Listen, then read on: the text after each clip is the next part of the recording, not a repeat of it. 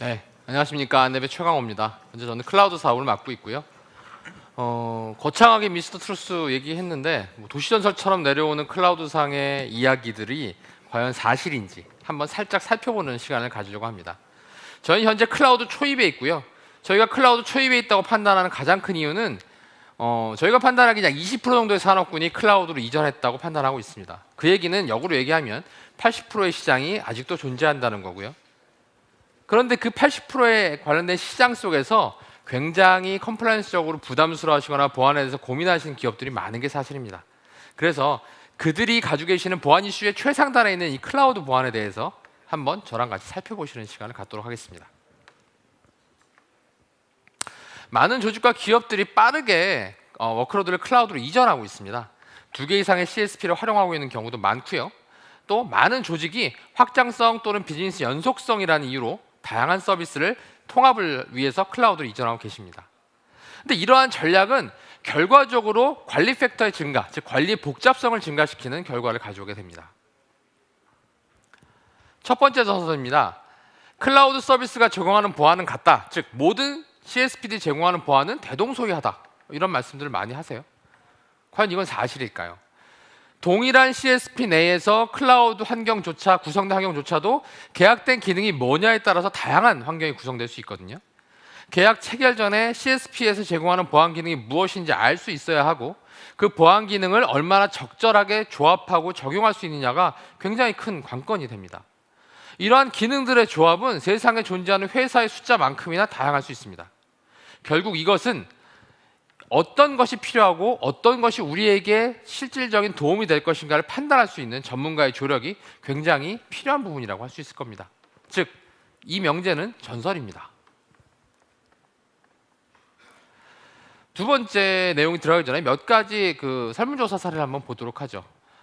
조직 내에서 컴플라이언스 준수 프로세스를 시결하는데 가장 어려운 점이 뭘까라고 물었더니 고객의 57%가 전문 인력 부족, 그 다음에 44%의 고객이 지속적인 컴플라이언스 유지의 어려움, 39%의 고객이 감사, 위험평가의 어려움을 꼽았습니다. 대부분의 CSP에서는 본인들이 정보 보안에 관련돼서 규정을 만족하고 있다고 이야기합니다. AWS S3를 한번 예로 들어볼게요. AWS S3는 PCI DSS, SOC 인증, 하이파 인증 등 다양한 인증을 만족하고 있는 게 사실입니다. 그런데 여기서 중요한 게 있어요. S3 서비스가 이러한 인증을 받고 있는 건 맞는데 과연 S3 서비스를 사용한 것만으로 이 자동적으로 그 인증이 우리 조직에 적용될 것이냐라는 거죠. 결국 그렇지 않습니다. 예를 들어서 AWS에서 PCI DSS 관련한 인증에 관련된 규정, 그 내용들이 있는데 그걸 간략하게 한번 보면 AWS는 추가 구성 시 고객의 규정 준수를 가능하게 하는, 즉 고객의 컴플라이언스 이슈에 미트시킬 수 있는 PCI DSS 서비스 제공 업체입니다 라고 되어 있어요. 여기서 집중할 거는 추가로 구성하는 경우입니다. 즉 앞서 말씀드린 것처럼 추가 구성 시에 들어갈 서비스가 무엇이고 어떻게 컨피그레이션을 잡느냐에 따라서 이 S3 서비스를 통해서 여러분들의 인증이 그대로 유지가 될 수도 있고 그렇지 않고 전혀 허황된 인증과 상관없는 일이 될 수도 있습니다. 결국 이건 사용자의 몫이라는 이야기가 되죠. 그 다음 설문조사에서 한번 저희가 살펴본 거는 가장 큰 클라우드상의 위협이 무엇이냐였습니다. 62%의 고객은 클라우드상의 잘못된 설정이라고 말씀하셨고요. 57%의 고객은 안전하지 않은 인터페이스와 API라고 말씀하셨고요. 51%의 고객은 민감한 데이터의 유출이라고 말씀하셨고 50%의 고객은 허가받지 않은 접근 부분이라고 말씀하셨습니다. 물론 모든 문제가 잘못된 설정에서 출발하지 않을 겁니다. 엄청 대단한 공격자들에 의해서 모든 설정을 다 해놓는다고 하더라도 공격받을 수도 있겠죠. 또는 내부에 있는 악의를 가진 어떤 내부자에 의해서 설정과 상관없이 공격에 성공할 수도 있을 겁니다. 그런데 대부분의 고객들 중에 약 62%가 잘못된 설정이 중요한 클라우드 위협이다라고 말하는 것은 우리가 클라우드상의 보안 문제를 어떻게 바라봐야지 되는가라는 것에 대한 방증일 수 있습니다. 그럼 두 번째 명제에 들어가 보겠습니다. 클라우드는 더 안전하다. 당연히 전 클라우드를 팔고 있는 입장이기 때문에 클라우드가 안전하다. 맞습니다. 맞는데요. 클라우드는 더 안전하다라는 이 믿음 속에 있는 몇 가지 잘못된 점들을 한번 찾아내 보기로 하죠. 기본적인 설정으로 AWS에는 S3 버킷은 비공개입니다. 비공개고 액세스 권한이 부여된 사용자에 대해서만 접근할 수 있습니다. 그래서 안전하죠. 그런데 그건 안전벨트를 사용하는 것처럼 실제로 제대로 착용하고 있지 않으면 전혀 도움이 되지 않는 이야기입니다. 많은 데이터 침해 사례가 단순히 버킷을 공개하는 것과 같은 잘못된 구성이나 또는 GitHub나 S3에 버킷의 암호가 평문화되어 있다든가 이런 부주의한 오류에서 발생합니다. 그럼 요새 많이 각광받고 있는 컨테이너나 서버리스 펑션들은 어떨까요? 여기 뭐 많은 분들이 컨테이너나 서버리스 펑션을 사용하고 계실 텐데요. 이 컨테이너나 서버리스 펑션들은 기본적으로 일시적이도록 그러니까 템포럴리하게 설계되어 있고 그렇기 때문에 라이프 사이클 자체가 짧아서 보안이 강화되는 경향이 있습니다. 게다가 공격자 자체도 시스템에서 뭐 오랫동안 상존해 있기도 쉽지 않죠. 일반 VM이나 호스트에 비해서요. 이 말은 분명히 사실입니다. 분명히 이 명제는 사실이고요. 본질적으로 맞는 말이지만 다양한 소스를 사용하고 오는 데서 오는 어택 벡터의 확산, 즉 어택 서피스가 확산되면서 오는 위험은 더욱더 증가하게 됩니다. 제대로 된 구성이나 제대로 된 구현이 있다면 컨테이너나 서버리스가 안전한 것은 맞습니다. 그런데 이거의 전제는 제대로 된 구성이어야 합니다. 컨테이너에 관해서 좀 더 깊게 설명해 보겠습니다. 깊게 한번 같이 살펴보죠. 많은 분들이 컨테이너를 사용하고 계시는데요. 지금 쿠버네티스 같은 그 이야기보다는 좀 더 컨테이너 자체에 집중해 보기로 하겠습니다. 그러면 여러분들의 컨테이너 사용 환경에 있어서 제가 드리는 질문 한 몇 가지만 속으로 한번 생각해 보십시오. 우리 조직은 어떤가? 먼저 모든 컨테이너를 비루트로 사용하고 계시는가? 두 번째, 프리빌리드 플래그 같은 그런 모드를 사용해서 컨테이너를 실행하고 있지 않은가? 만약에 실행하고 있다면 해당 옵션이 정말 필요하다고 판단하고 있는가? 컨테이너 이미지에 다양한 리눅스 캐퍼빌리티가 존재하고 그것이 필요한 만큼 적용되어 있는가? 컨테이너를 읽기 전용으로 실행하고 계시나? 또는 호스트의 민감한 디렉토리를 컨테이너에 마운트해서 쓰고 계시지 않은가? 또 세컨프나 에버머 같은 프롬 파일 사용하고 계시는가? 이뮤터블하게, 즉 변경 없도록 컨테이너를 런타임 시에 확정된 그대로 돌아갈 수 있도록 구성하고 있는가? 컨테이너에 사용하는 자원에 대해서 제한을 두고 있는가? 구성요소들 사이의 네트워크, 컨테이너와 컨테이너 간 네트워크를 TLS 구성을 통해서 가지고 계시는가? 등등등 이러한 요구사항들에 대해서 한번 우리는 어떻지? 라고 생각해 보시면 모든 걸 만족하고 있는 조직이 많지 않을 겁니다. 이 중에 몇 가지 아주 단순한 예 한 두 가지만 보도록 하죠. 자, 많은 분들이 알고 계시는 사례일 거예요. 먼저 간단하게 컨테이너를 좀 빌드한 상태에서 작업을 할 건데요. 일단 이거는 호스트 파일 시스템에 대해서 내부의 컨테이너로 마운트하는 경우를 보여드립니다. 일단 지금 위치는 루트고요. 그다음에 리스팅을 해보니 루트 파일 시스템이 이렇게 리스팅 됩니다. 여기서 컨테이너를 루트로 실행하지 않기 위해서 일반적인 유저로 체인지를 하고 그 상태에서 만들어져 있는 빌드되어 있는 컨테이너를 구성을 하게 됩니다. 런을 하죠. 뭐 특별한 옵션 없이 그냥 기본적인 옵션으로 런하고 배쉬로 쉘을 띄웁니다. 그러면 이제 컨테이너 내부가 들어가게 되겠죠. 이 상태에서 리스팅을 한번 해봅니다. 루트로 옮겨서 리스팅을 해보면 앞단에 있는 호스트에 있는 디렉토리와 지금 현재 디렉토리는 다릅니다. 이 얘기는 결국 컨테이너는 아이솔레이션 돼 있다는 거죠. 완벽하게. 그런데 이번엔 다른 옵션 한번 정해보죠. 엑시트를 하고 이번에 도커를 띄울 때 루트 파일 시스템을 어떤 특정 이유에 의해서건 내부 파일 시스템과 바인딩하는 옵션을 한번 사용해 보겠습니다. 즉 V라는 옵션을 써서 루트 파일 시스템을 루트의 호스트라는 파일 시스템으로 바인딩한 이후에 한번 컨테이너를 구동시켜 보겠습니다. 이렇게 되면 어떻게 되냐면 결과적으로 모든 루트 파일 시스템을 컨테이너 내부에서 접근할 수 있게 됩니다. 그런데 유닉스나 리눅스에서 기본적으로 알고 계시는 분들은 이해를 하고 계시듯이 파일 시스템처럼 소켓도 가능하고요. 파일 디스크립터 당연히 가능합니다. 그 얘기는 뭐냐면 도커 소켓, 즉 호스트 상에 있는 도커 소켓을 공유하게 됨으로써 거기서 모든 호스트로 브레이크아웃, 빠져나가서 침해해서 모든 것들을 바꿀 수 있는 그런 권한을 획득하게 된다는 거죠. 두 번째 사례입니다. 이번에는 프리즈 빌드 모드를 한번 보겠습니다. 프리즈 빌드 모드는 호스트에 있는 루트 기능을 가진 컨테이너로서 호스트의 모든 리소스에 접근할 수 있게 하는 모드나 마찬가지입니다. 그러니까 캡시스 어드민 권한을 획득한 거나 동일하죠. 보면 자 한번 보죠. 이번에도 역시 미소라는 일반 유저로 체인징해서 그냥 특별한 옵션 없이 도커를 구동시키겠습니다. 이 상태에서 디바이스 디렉토리에 접근을 해보죠. 그럼 디바이스 디렉토리에 접근할 수 있는 디바이스 목록이 나타납니다. 아이솔레이션 되어 있기 때문에 얼마 많지 않습니다. 그런데 이번에는 아까처럼 루트 파일 시스템을 바인딩한 게 아니라 단순히 프리빌드 모드의 옵션을 주고 한번 구동시켜 보겠습니다. 마치 누가 듣고 있는 것 같지만 녹화한 거라서요. 네. 자, 구동을 시켜보면 동일하게 아까 봤던 디바이스 쪽에 접근을 해보면 훨씬 더 많은 게 나타납니다. 이거는 즉 프리빌드 모드가 돼 있기 때문에 도커에서 아무리 아이솔레이션을 했다고 하더라도 그 아이솔레이션 한 상태에서 호스트의 디바이스에 접근할 수 있다는 것과 동일한 이야기가 됩니다. 즉 이런 내용들을 통해서 컨테이너의 설정과 중요성이라는 게 얼마나 중요한지, 즉 컨테이너를 우리가 구동하는 데 있어서 어떤 모드를 사용하는 게 얼마나 중요한지, 그걸 알고 있는 게 얼마나 중요한지를 아실 수 있을 겁니다. 앞서 말씀드렸던 두 번째 명제도 전설이 될 겁니다. 세 번째 명제입니다. 클라우드에서 가시성 확보는 어렵지 않다. 물론 맞는 말입니다. 본질적으로 클라우드는 코드와 API로 인프라를 많이 구성하기 때문에 기본적으로 이론상으로 가시성이 높아져야 되는 게 맞습니다. 그런데 대부분의 조직에서는 클라우드 시스템보다는 온프레미스 환경에 대해서 좀 더 가시성을 많이 가지고 계시고 상황 파악을 더 잘하시는 경우가 많습니다. 기업에서 가시성이라는 건 결과적으로는 비용을 들여서 가시성을 높이기 위한 투자를 한 겁니다. 그러면 우리의 투자가 가시성을 위한 투자가 과연 효과적인지 한번 제가 질문을 한번 드려볼게요. 자, 조직 내에 클라우드에 관련되는 계정이 얼마나 많은지 파악하고 계시나요? 두 번째, 개발자가 어떤 기능을 만들었는데 그 기능과 관련된 신규 인터페이스를 만드는 경우에 그걸 파악하실 수 있습니까? 세 번째, 그 기능을 배포했는데 배포를 누가 했고 배포한 사람의 권한도 확인하실 수 있나요? 네 번째, 인프라에는 취약점이 있나요? 그 취약점에 대한 패치가 다 되었습니까?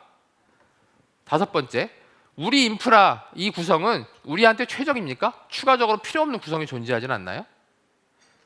마지막으로 만약 예기치 않은 위험이 발생했을 때 우리의 서비스 런타임 이전에 이것을 다시 롤백할 수 있는 프로세스가 갖춰져 있으십니까? 이 다섯 가지 질문이 가시성을 확보하는 중요한 목적에 해당되는 내용들입니다. 가시성이란 게 CPU 유틸라이제이션, 메모리에 대한 유시지를 보는 게 가시성이 아니고요. 내가 가시성을 확보하고자 하는 이유는 우리 조직이 얼마나 클라우드를 잘 사용할 수 있도록 하느냐, 우리 조직의 클라우드에서 얼마나 위협이 없도록 하느냐가 더 중요한 요소가 되어야 됩니다. 즉, 이 명제는 전설입니다. 네 번째 명제는요, 보안 사고는 대부분 정교한 공격에 의해 발생한다입니다. 매우 정교한 공격자가 존재하는 건 분명히 사실이고요. 현실에서 많은 공격자들이 매우 정교한 공격을 합니다. 그런데 현실에서의 대부분 공격의 성공의 원인이 정교함은 아닙니다. 영화에서는 공격자가 탐 크루즈가 레이저빔 통해서 들어오고 줄 매달려가 내려가서 몸 숙이고 코드 집어넣고 이런 거 충분히 묘사할 수 있습니다. 그런데 현실에서는요, 운이 좋은 도둑이 걸어가다가 운 좋게 열려있는 집 문을 발견하고 슬쩍 들어가서 물건 가지고 나오는 상황이 더 맞습니다. 즉 마지막에 닫은 사람이 제대로 다이얼을 닫지 않은 것, 그런 상황과 비슷하다는 거죠. 우린 여전히 클라우드 보안의 초입 단계에 있습니다. 보안의 초입 단계에 있다는 얘기는 공개적으로 액세스할 수 있는 AWS S3 데이터 포켓 같은 걸 발견하는 것처럼 그렇게 정교하지 않은 공격이 굉장히 만연해 있다는 걸 얘기하고요. 이것을 막기 위해서 프로세스와 솔루션 서비스가 종합되어야 되는 그런 전문가의 서비스와 또 전문가의 솔루션들이 여러분께 필요한 이유이기도 합니다. 이 명제도 전설입니다. 다섯 번째입니다. 클라우드상에서 런타임을 보호하는 것이 가장 중요하다. 물론 맞습니다. 런타임을 보호하는 게 최적의 주요한 목적이죠. 그런데 최근까지 보안 테스트라는 건요, 개발 단계에서 응용 프로그램을 개발하는 단계에서 개발 주기가 끝나는 시점에 몰입해서 하는 걸로 저희는 인식하고 있었습니다. 근데 이 단계에서 정적 분석을 한다든지 동적 분석을 한다든지 해서 보안 테스트를 진행을 하죠. 근데 애자일 개발 환경이 많아지면서 아마 여기 개발 관련 회사들이나 스타트업도 계시면 애자일 개발 환경을 많이 사용하실 거예요. 근데 애자일 개발 환경이 많아지면서 또 그리고 클라우드 컴퓨팅이 출현함으로써 지난 20년 동안의 개발 환경 자체가 테스팅 환경이 이렇게 왼쪽으로, 즉 저쪽이 오른쪽, 이쪽이 왼쪽입니다. 왼쪽으로 많이 이동했습니다. 오늘날 개발 인프라는 굉장히 자동화되어 있죠. 아까 강사모님 말씀하셨던 코볼 시절의 그 시절과 지금의 개발자들의 자동화 단계는 굉장히 많이 차이 납니다. 이러한 변화는 개발 생산성을 급격히 상승시킬 수 있었지만 그에 따라서 심각한 보안 문제도 가지고 왔습니다.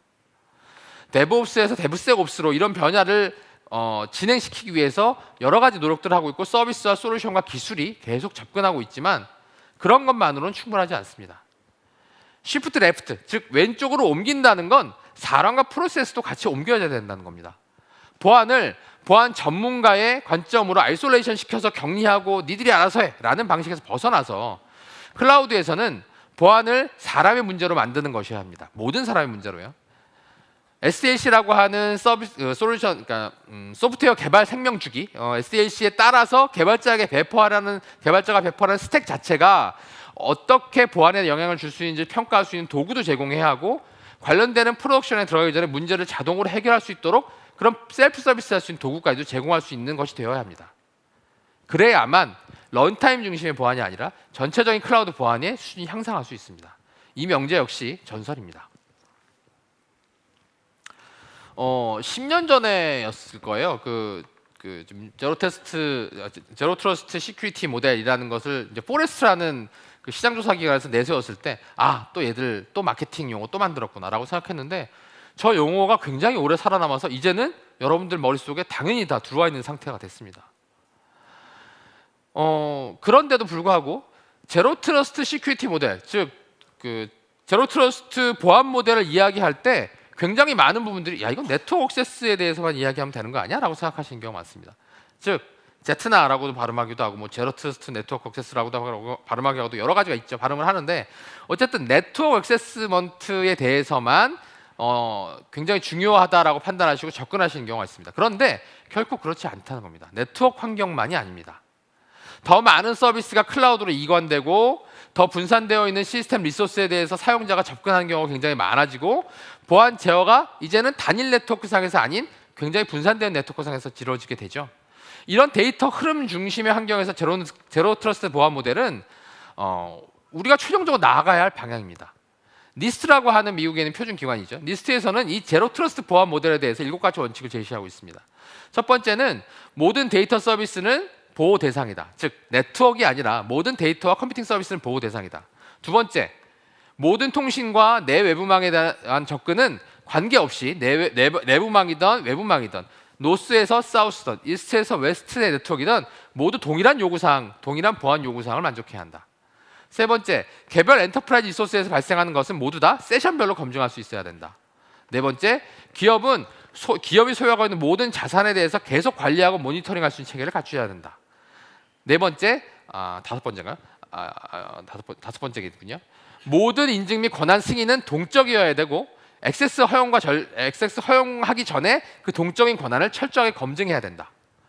마지막으로 기업은 자산, 네트워크 인프라, 현재 통신 환경, 통신 상태에 관련돼서 모든 정보를 수집할 수 있어야 되고, 그것을 계속적으로 꾸준히 모니터링하고 보안을 상승시킬 수 있도록 노력해야 한다라고 이야기합니다. 이 원칙에서 보듯 단순히 네트워크에 대해서만 이야기하고 있는 것이 아니라 제로 트러스트 보안 모델은 전체 조직에 대한 개선을 이야기하고 있습니다. 즉 이 명제도 거짓입니다. 퀴즈 내겠습니다. 이게 뭘까요? 아시는 분? 없으세요? 용오름 현상이라고 하죠. 용오름 현상이라고 해서 이유는 저도 정확히 학술적으로 모릅니다만, 어쨌든 저 먼 곳에서 바다에서 뭔가 하늘로 올라가고 있죠. 근데 이건요, 제 생각에는 자연이 주는 클라우드 마이그레이션인 것 같아요. 즉 바닷물이 마이그레이션 돼서 클라우드로 올라가고 있는 거죠. 우리가 마이그레이션을 어떻게 생각하고 있는지 한번 생각해 보시면 비슷하지 않나? 라는 생각이 드실 겁니다. 7번째 명제로 말씀드릴 건 마이그레이션이 클라우드의 마지막 단계다라고 하는 믿음입니다. 클라우드 전환에는 일반적으로 리프트 앤 시프트라고 표현하는 IaaS를 통한 간단한 리호스팅에서부터 SaaS 공급자에서 구현되는 애플리케이션의 전환, 이렇게까지 다양한 경로가 있습니다. 이러한 다양한 경로를 통해서 변화한 조직은 이제 클라우드 끝났다 라고 믿기 쉽죠. 근데 이거는 굉장히 큰 오류입니다. 실제로 클라우드 마이그레이션은 변화의 시작에 불과합니다. 워크로드를 클라우드로 옮겼다고 해서 이제 완료를 기대할 수는 없습니다. 워크로드가 이동되면 이제부터 시작하는 겁니다. 이제부터 시작하는 거고, 이제부터 실질적인 클라우드 비즈니스가 일어나게 됩니다. 제대로 클라우드를 사용하려면 리팩토링이 필요할 수도 있고, 제작성이 필요할 수도 있고, 지속적인 비용과 성능에 대한 모니터링이 필요할 수 있습니다. 이런 것들이 이어져야만 제대로 된 클라우드 운영 전략이 만들어진 것이고, 조직의 클라우드의 어떤 기본적인 체계가 만들어진 것이라고 볼 수 있습니다. 이 명제도 전설일 겁니다. 자, 그런데 안타깝게도 클라우드 보안에서 뭐 저희를 비롯해서 마찬가지입니다. 최적의 보안 경로는 없습니다. 단일한 최고의 보안 경로는 존재하지 않습니다. 조직이 프로토콜 만들고 보안 모델을 강화하려 할 때 비즈니스 우선순위와 균형을 유지할 수 있어야 합니다. 단순히 맡기는 것만으로 끝나는 게 아니라는 거죠. 클라우드 환경은 공격자들에게 침입할 수 있는 많은 기회하고 어택 벡터를 제공해 주고요. 또 잠재적으로 추적할 수 있는, 계속 모니터링할 수 있는 큰 시스템까지 제공해 줍니다.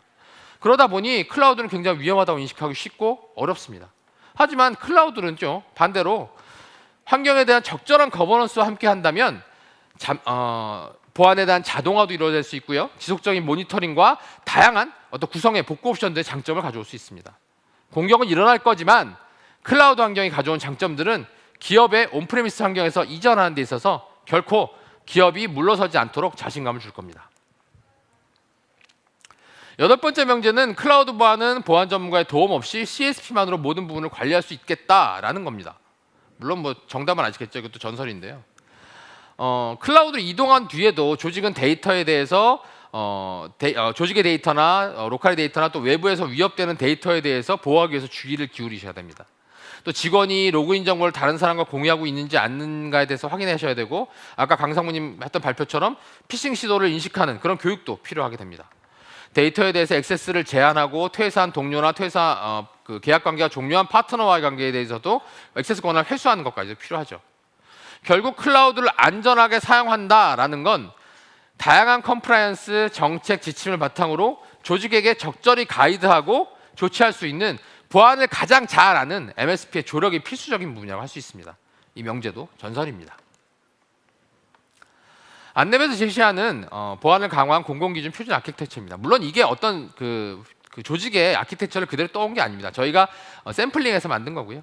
서버 시스템 DB 접속에 대해서 SSL VPN을 사용한다든지 온프레미스 전산신과 연동을 하기 위한 IPsec VPN을 통한 표준 기술, 그다음에 운영 환경에 대해서 개발 환경과 분리해서 존 구성을 한다든지 서비스별로 저분에 구분하고 존 나누고 뭐 NACL 구성하고 하는 기본적인 제어까지도 들어 있습니다.